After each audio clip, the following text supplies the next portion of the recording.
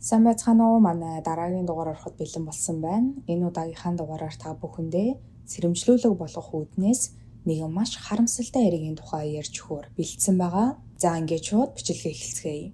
12 настай Йоанна Артиган ээж Патриша болон 14 настай эгч 10 настай эрэгтэй дүү нарынхаа хамтаар Hillview Acres Park гэх Теннесси мужийн Goodlettsville хотод байх жижигхэн паркт амьдардаг. Йоаннагийн гэр бүлийнхний амьдардаг энэхүү парк нь mobile home буюу шаардлагатай тохиолдолд зөөгөөд нүүлгээд аваад явж болдог байшингууд байрлах зориулалттай ийм парк байдаг. Йоаннагийн аав ээж хоёр нь түүнийг бага байхад нь салж аав нь хаа нэг тийшээ яваад ямар ч хэл сураггүй алга болсон тул Йоаннагийн ээж буюу Патриша 3 хүүхдээ өсгөхийн тулд ганцаараа ажил хийсээр ирсэн. Тиймээс Йоанна эгч дүү хоёрынхоо хамтаар гуруулахнаа том хүний хараа хяналтгүйгээр гэртээ үлдэх нь тэдний хувьд хэвийн л нэг үзэгдэл байсан. Гэхдээ Патриша хүүхдүүдээ бүр жаахан байхаас нь эхлүүлээл өөрийг нь гэртээ байхгүй байх үед хүнд ч хаалгаа тайлж өгөхгүй байхыг байнгын анхааруулж сануулдаг байсан ба бүр таньдаг хүн эсвэл найз нь байсан ч хаалгаа тайлж өгч болохгүй. Хэрвээ хүн хаалгыг нь тогших юм бол гэрт нь хүн байхгүй байгаа юм шиг чимээ аниргүй байх хэрэгтэй хэмээн зааж сургасан.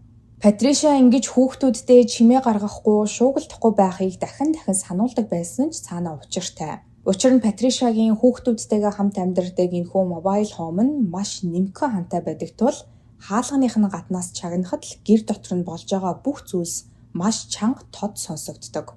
Тиймээс Патриша хэн нэгэн танихгүй хүн хүүхдүүдийг нь гэртээ том хүний хараа хяналтгүй байгаа гэдгийг нь мэдээд хүүхдүүдэд нь ямар нэгэн муу зүйл хийх үе хэмээн үргэлж санаа зовон хүүхдүүдтэй чимээгүй байхыг байнга сануулж хэлдэг байсан нь. За 2017 оны 8 дугаар сарын 10-нд Йоаннагийн эгч дүү хоёр хичээлдээ явж харин Йоанна гэртээ үлдсэн. Өмнөх өдөр нь Йоанна скейтер гулгаж агаад шагаагаа гэмтэж гисэн тул энэ өдөр хичээлээсээ чулаа авч гэртээ үлдэхэр болсон нь энэ байсан. Ингээд 8 дугаар сарын 10-ны өглөө Патриша эртлэн босож хоёр хүүхдээ сургуульд нь явуулчихад Йоаннагийн дуртай сушиг хийн Йоаннатай хамтдаа өглөөний цай уужгаад ажилдаа явсан байдаг.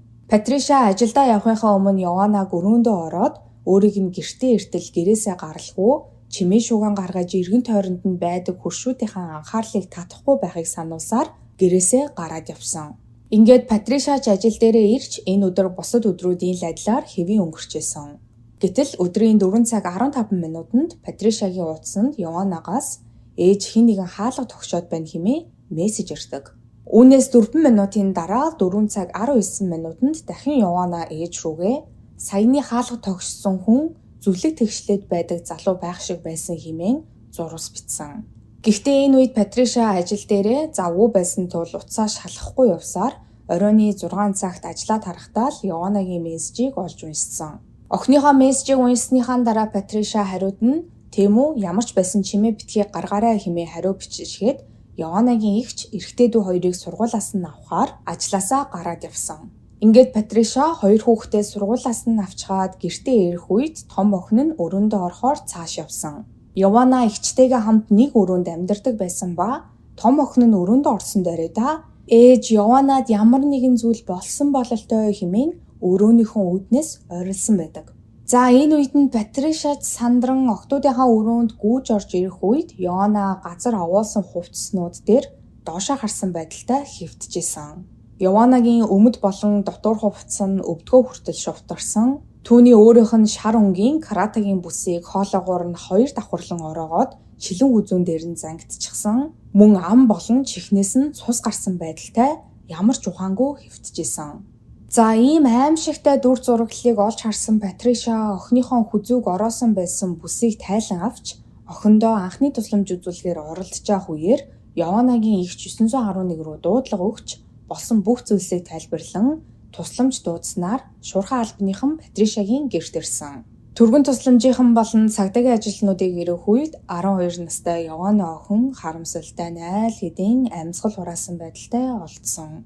Ингээд цагдаагийн ажилтнууд Патриша болон хүүхдүүдийг гадагш гарган хэргийн газрыг битүүмжлэн мөрдөлгөө эхлүүлсэн. Хэргийн газарт үзлэг хийж байх явцад байшингийн мастер бедрум буюу дотроо угаалгын өрөөтэй унтлагын өрөөний хаалга нь хаалттай байсан. Мөрдөгчид тэрхүү унтлагын өрөөнд орох үед дотор нь байх угаалгын өрөөний цонх хагарсан, угаалгын өрөөний хаа сайгүй шилний хэлтэрхийнүүд хагарч бутарсан байдалтай олдсон. Тэгэхэр хэрэгтэн ундлахын өрөөнд дотор байх угаалгын өрөөний цонхоор нэвтрэн орж хэргийг үйлдсэн байх өндөр магадлалтай. Цаашлаад мөрдөгчид нотлох баримт болгон Яваанагийн хэд хэдэн каратагийн бүс, iPad, орных нь матрас, мөн хэрэгтний үлдээсэн байж болцчгүй хайрцаг тамхи, нэг удаагийн бээли зэрэг зүйлсүүдийг хуран авсан. Үүнээс гадна угаалгын өрөөнд байсан нойлын цаасан дээрээс цаашлаад байшингийн коридор, Яваанагийн ор гэх мэт хэд хэдэн газруудад цус үсэрч цусны толбнууд үлдсэн байсан. Ингээд тэргийн газарт үзлэг хийснийхаа дараа мөрдөгчид Яваанагийн цогцыг задлан шинжилгээнд оруулахаар шүүх эмнэлэг рүү илгээсэн байдаг. Задлан шинжилгээний хариугаар Яваана толгой болон хөлөндөө бэртэл авсан байсан нь тогтоогдсон. Гэхдээ түүний хөлөндөө авсан бэртэл нь скейтер гулгаж байхдаа авсан бэртэл биш, харин гэмт хэрэгтнээс зүхтгаар оролдож байх үедээ гэмтэлтэй байсан шагаагаа нэмж гэмтээснээс гадна өвдгөөч мөн бэртэн гэмтэл авсан гэдэг нь ил болсон. Цаашлаад охины хацар, дух, нуруу, нүдний зовх зэрэг газруудад улаан өнгийн жижиг толбнууд үүссэн байсан нь хоолойгоо хэтэрхий хүчтэй болгосноос болж цусны эргэлтэнд богдон улаан жижиг толбнууд арьсан дээр нь үүсгэд хүргэсэн хэмээн эмчнэр үзсэн. Мөн Яваана охины хамар, уруул, дух зэрэг нь хавдаж хөхөрсөн байдалтай байсан ба энэхүү хөхөрлөлтийн хэлбэрээс харахад гэмт хэрэгтэн охины нүүрлүү гуталтай хөлөөрөө хид хідэн удаа өрчгөлсөн байх магадлалтай. Нүүрлүүгээ өрчөглүүлж байх үедээ охин нүрээ гараараа таглан нүрээ хамгаалахаар оролцсон бөгөөд үүнээс үүдэн гаранч мөн хөхөрч хавцсан байдалтай байсан. За ингээд 12 настай Яваана охины үхлийн шалтгааныг хоолойгоо болгон агаар дутагдсанаас болж амьсгал хураасан хэмээн шүүх эмнэлгийн албан ёсны дүгнэлт гарсан. Өмнө нь хэлсэнчлэн охины цогцос олдох үедээ өмд болон дотуур өмд нь өвдгөө хүртэл шовтарсан байсан. Үүнээс үүдэн мөрдөгчид охиныг бэлгийн хүчирхийлэлд өртсөн байх боломжтой хэмээн таамаглажсэн боловч задлан шинжилгээний хариугаар охин ямар нэгэн бэлгийн хүчирхийлэлд өртөөгүй гэсэн хариу гарсан байдаг. За задлан шинжилгээний хариу гарсны дараа мөрдөгчид Патришагийн хуршүүдтэй уулзан хэрэг гарсан өдөр ямар нэгэн с ิจ гтэй зүйл харсан, аль эсвэл ямар нэгэн чимээ сонссон эсхийг асуун сураглаж хуршүүдээс нь мэдүүлэг авч эхэлсэн. Хуршүүдээс нь мэдүүлэг аваад явж байхад хэрэг гарсан өдөр с ิจ гтэй зүйл харсан, аль эсвэл сонссон ганц ч хүн гарч ирээгүй. Гэхдээ Патришагийн хурш нэгэн эрэхтэй бусад хуршүүдээс илүүтэйгээр юу болж байгааг сонирхон анхаарал хандуулад байгаа нь цагдаагийн ажилтнуудын нүдэнд өртсөн байдаг. Мөрдөгчид тэрхүү залуугаас хэрэг гарсан өдөр ямар нэгэн зүйл харсан эсвэл сонссон эсхийг нь асуухад тэрхүү залуу үгүй хэмээн хариулсан боловч мэдүүлэг өгснөхийн дараа битүүмжилсэн байсан Патришагийн гэрийн үүдэн дээрээд ганцаараа тамхи татаад зогсож байсан. Мөрдөгчид түүнээс ямар нэгэн зүйл санаад мэдүүлэг өгөх гээд ирсэн эсхийг нь асуухад залуу дахиад би юу ч санаагүй, зүгээр л хуршид маань тохиолдсон энэ аимшигтай хэрэг юу болж байгаа бол гэж сонирхоод л ирж харсан юм а хэмээн хариулсан байдаг. Үүгээрч зогсохгүй дараагийн өдөр нь хүртэл өнөөх залуу дахиад л Патришагийн гэрийн урдуур алхаад явж исэн бөгөөд өмднийх нь халааснаас Чирнэлийн анган өнгийн нэг удаагийн бэлий цухуучихсан алхаад явж исэн. Тэгэхээр Патришагийн хурш гэгдэх энэ залуугийн үйлдэлүүд нь мөрдөгчдөд нэлийн с ิจ гтэй санагдаж эхэлсэн гэдэг нь бол ойлгомжтой. За ингээд хэрэг гарснаас хойш 7 хоног өнгөрч 8 дугаар сарын 17-ны өдөр болсон ба мөрдөгчид хэргийн газарт шинжилгээ хийж дуусан Патриша болон хүүхдүүдийг гэртээ буцаж ирж болно хэмээн зөвшөөрөл өгсөн. Гэтэл яг энэ үеэр буюу мөрдөгчид Патришатай уулзчаад Патришагийн гэрийнх нь урдаас машиндаа суугаад хөдлөөд явах гэж байтал өнөөхөл хөршийн залуу дахиад л мөрдөгчид дээр өөрөө хүрээд ирсэн. Тэгснээ хамгийн хачирхалтай нь яг яагаад гэдгийг нь мэдэгдэхгүй. Гэхдээ мөрдөгчд дээр ирээд болсон бүх явдалд ямар их харамсаж охины төлөө гашуудаж байгаагаа дахин илэрхийлсээр л байсан. Залуугийн энэхүү хачирхалтай үйлдэлүүдийг ажиглаж байсан мөрдөгчд залууд хандан өөрөөс нь хэд хэдэн зүйлс асууж тодруулмаар байгаагаа хэлсэн ба хөршийн залууч үүнийг нь зөвшөөрсөн тул мөрдөгчд маргааш өдөр нь тэрхүү залуугаас дахин мэдүүлэг авахаар гэрт нь ирсэн. За энэхүү хэргийн газар дээр байн гүйж ирээд өөрөө мөрдөгчдийн анхааралд өртөөд байгаа хөршийн залуу нь яг хэн гэдэг хүн байсан бэ гэхээр 45 настай Рой Кунс Жуниор гэх эрэгтэй байсан. Ройгийн хувьд тэрээр хэдэн сарын өмнөөс Патришагийн байшингийн урд талын зүлгийг нь тэгшүүлж өгдөг болсноор Патриша болон хүүхдүүдийг илүү сайн мэддэг болсон. 45 настай Рой Жуниор Патришагийн хөршүүдийнх нь нэг бөгөөд аав нь болох Рой Синьорийн хамтаар амьдардаг. Ройын аавын хувьд тэрээр энэхүү газартаа 17 жилийн турш амьдарч байгаа бөгөөд Рой ч аавынхаа хамтаар амьдрах болоод нэлээд хэдэн жилийг өнгөрөөсөн. Харин Патришиа хүүхдүүдийнхээ хамтаар энэхүү паркт 2015 онд нүүж ирсэн ба Патришиаг нүүж ирэхээс өмнө тэрхүү байшинд нь амьдарч исэн нэлээд өндөр настай эрэгтэйтэй Рой нэлээд сайн найзууд байсан. Рой болон Ройын аав хоёр бараг өдөр болгон тэрхүү эрэгтэйн гэрт ирж ойр зургийн зүйлсэнд туслан оройн гуруулаа хоол идэн шар ариг ууцгаадаг байсан. Ингээд 2015 онд тэрхүү эрэгтэй нас барж Патришиа хүүхдүүдийнхээ хамтаар тэрхүү байшинд нь нүүж ирсэн ба Рой нас барсан залуугийн бүх тавилга болон эд хэрэгслүүдийг зөөж гарган Патришиа хүүхдүүдтэйгээ хамт шинэ гэртээ нүүж ороход нь тусалсан байдаг. Тэгэхээр Рой Junior болон түүний аав Рой Senior хоёр хоёулаа Патришиагийн байшинд тэднийг нүүж ирэхээс өмнө яг л өөрсдийнх нь гэр юм шиг байнгын орж гардаг байсан нь тодорхой болж байгаа. За мөрдөгчид Ройын гэрт ирээд Ройоос хэрэг гарсан өдөр яг юу хийсэн талаараа тодорхой нэгнгөө хэлж өгөхийг хүсгэд Рой хэлэхдээ би өдрийн 11-12 цагийн үед тамхи авахаар дэлгүүр гарсан. Дараа нь тамхиа авчгаад сарвчин дотроо тамхи татан хэсэг суужгаад өдрийн 3 цагийн үед шуудангаа шалгасан. Дараа нь нохоогоо баг зэрэг салхилуулсан. Яг миний нохооч биш л дээ, манай найзын нохоо. Би түр хугацаанд харж байгаа юм. Дараа нь 4 цагийн үед харж байсан нохоогоо эзэнт нь хүргэж өгөхөөр найзынх руугаа явсан. Найзынхаа гэрээс гэртээ буцаж ирэх үед Патришиагийн гэрийн үүдэнд цагдаагийн машин болон түргэн тусламжийнхан ирчихсэн байгааг анзаарсан хэмээн хариулсан байдаг. Мөрдөгчид Ройоос тэрхүү нохоотой найзынх нь хаяг болон нэрийг нь асуухад Рой найзынхаа нэрийг хэлмээргүй байна гэд дахин энэ талаар юу ч дуртаагүй байдаг. Цаашлаад мөрдөгчид Явана тохиолдсон аимшиг тэргийн талаар ямар нэг зүйл мэдэх хэсгийг нь асуухад Рой тэр бяцхан охин тохиолдсон зүйлс үнэхээр аимшигтай, хүчндүүлсэн, хоолоогоо боолгосон гэд ер нь надад маш харамсалтай санагдаж байна хэмээн хариулсан. За гэтэл энэ үед бол Явана хэрхэн нас барсан талаар болон өмд дотор хувцсан өвдгөө хүртэл шувтарсан байдалтай олдсон гэх мэт иймэрхүү нарийн мэдээллүүд олон нийтэд огт ил болоогүй байсан үе. Гэтэл Рой яг л бүх зүйлийг мэдж байгаа мэт ингэж тодорхой ярьсан нь мөрдөгчдөд Ройыг сэжиглэж эхлэх хамгийн том шалтгаан болсон байдаг. Гэхдээ яг энэ үед бол Ройыг яг сэжигтэн гэд баривчлах боломжгүй. Учир нь мөрдөгчдөд ямар ч нотлох баримт байгаагүй тул мөрдлөгөө цааш үргэлжлүүлэхээс өөр арга тэдэнд үлдээгүй.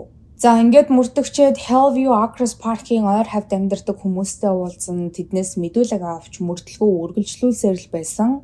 Ингэж яваад тэрхүү паркт амьдардаг гэр оронгүй нэгэн эрэгтэй уулзан ярилцсан байдаг. За тэрхүү эрэгтэйгийн хувьд хэрэг гарсан өдөр ямар нэгэн сэжигтэй зүйлс хараагүй. Гэхдээ Ройыг баг зэрэг мэддэг тийм эрэгтэй болж таарсан. Анх тэрхүү гэр оронгүй эрэгтэй 2016 онд Ройтой танилцчихсан бөгөөд түүнээс хойш хоорондоо нэг их зүйл ярьдаггүй байсан. Гэтэл ердөө хэдхэн хоногийн өмнө энэхүү эрэгтэй Ройтой гадаад харилцсан ба Рой эрэгтэйг гинтхэн гэртээ урьсан. Ингээд тэд шар айраг уун ойр зургийн зүйлс ярилцаад сууж явах үедээ Рой Калифорниа руу нүүхээр төлөвлөж байгаа талаараа тэрхүү эрэгтэйд ярьсан. Цаашлаад Рой нэгэн хачирхалтай асуултыг өнөөх эрэгтэйгээс асуусан байдаг. Тэрхүү асуулт нь яг ямар асуулт байсан бэ гэхээр хэрвээ би хүн алчсан бол Бурхан намайг уучлах болов уу гэсэн асуулт байсан. Мэдээж тэрхүү эрэгтэйд Ройн энэхүү асуулт нь жоохон сонин санагдсан боловч тэд тэгсгээд ярианыхаа сэдвийг өөрчлөөд өөр зүйл ярьж эхэлцгээсэн байдаг. За ингээд мөрдөгчид энэхүү гэр оронгүй эрэгтэйтэй уулзаж ярилцсныхаа дараа Ройыг гэмт хэргийн гол сэжигтэн хэмээн тооцоолох болсон. Тиймээс мөрдөгчид хэрэг гарах үед Ройыг яг хаана байсан гэдгийг олж тогтоохоор утасных нь байршлыг шалгаж үзэхэд Патришиагийн амьдардаг паркт байсан хэмээн зааж исэн. Гэхдээ энэ бол мэдээж нотлох баримт болох боломжгүй.